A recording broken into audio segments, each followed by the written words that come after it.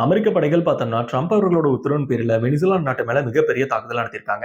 அதிலயும் குறிப்பா சொல்ல போனோம்னா, வெனிசுலா நாட்டோட கேபிட்டல் கர்கோஸ் மற்றும் 7 இடங்கள்ல வந்து மிகப்பெரிய ஏர் ஸ்ட்ரைக் நடத்தியிருக்காங்க. மிலிட்டரி பேசஸ் மேலயும் குறி வச்சு தாக்கியிருக்காங்க. இந்த தாக்குதல தொடர்ந்து வெனிசுலா நாட்டோட அதிபர் நிக்கோலஸ் மாதிரி அவர்கள் நேஷனல் எமர்ஜென்சியை டிக்ளேர் பண்ணியிருக்காரு.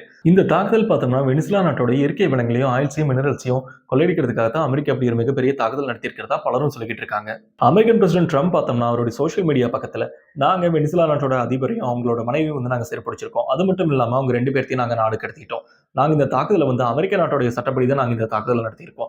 நாங்க இதுல வந்து இப்ப வெற்றியும் பெற்றிருக்கோம். இத பத்தின டீட்டெயில் ரிப்போர்ட்ட நைட் 11 மணிக்கு நாங்க பிரஸ் கான்ஃபரன்ஸ்ல சொல்றதாவும் அவர் அறிவிச்சிருக்காரு. வெனிசுலா நாட்டோட துணை அதிபர் டெல்சி ராட்ரிகஸ் அவர்கள் பார்த்தோம்னா, அதிபர் நிக்கோலஸ் அவர்களும் அவங்களோட மனைவி வந்து உயிரோடு இருக்காங்களா இல்லையாங்கிறதுக்கான ஆதாரத்த காட்ட சொல்லி அமெரிக்காவ கேட்டிருக்காங்க.